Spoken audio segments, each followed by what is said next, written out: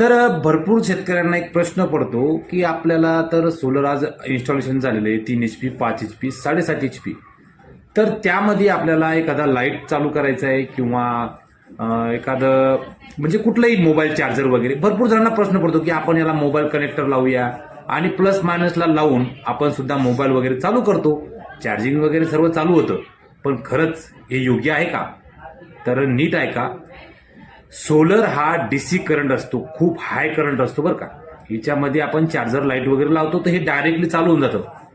हे टाळत चला जा. याच्याकरता तुम्हाला वेगवेगळं उपकरण पण असतं की सोलरला कनेक्ट करून ते उपकरण लावावं लागतं. त्याच्यामधून आपल्याला चार्जर लाईट वगैरे लावावा लागतो. पण आपण हे यूज करत नाही, डायरेक्टली सोलरमध्ये चार्जर लाईट वगैरे स्टार्ट करतो आपण. आणि खरंच यांनी मोठा पार्किंग होऊन मोठा असा ऍक्सिडेंट व्हायची शक्यता असतं. तर हे खरंच हानिकारक आहे. शेतकरी मित्रांनो, असं काही करू नका. मी भरपूर व्हिडिओ बघितलेले आहेत इंस्टावरती आणि युट्यूबवरती एक व्हिडिओ आलेला आहे. तो एक शॉकेट काढतो आणि मस्त चार्जिंग वगैरे मोबाईल लावतो. एकाचा मोबाईल सुद्धा जळालेला आहे. मोबाईल सोडा, पण जर खरंच पार्किंग झाली तर टोटल सोलर पॅनल डॅमेज होते बरं का. हे लक्षात ठेवा. ओके, ही माहिती तुम्हाला चांगल्या प्रकारे कळली असेल तर व्हिडिओला आपल्या लाईक करा, शेअर करा आणि आपल्या मित्राला नक्की पाठवा. धन्यवाद.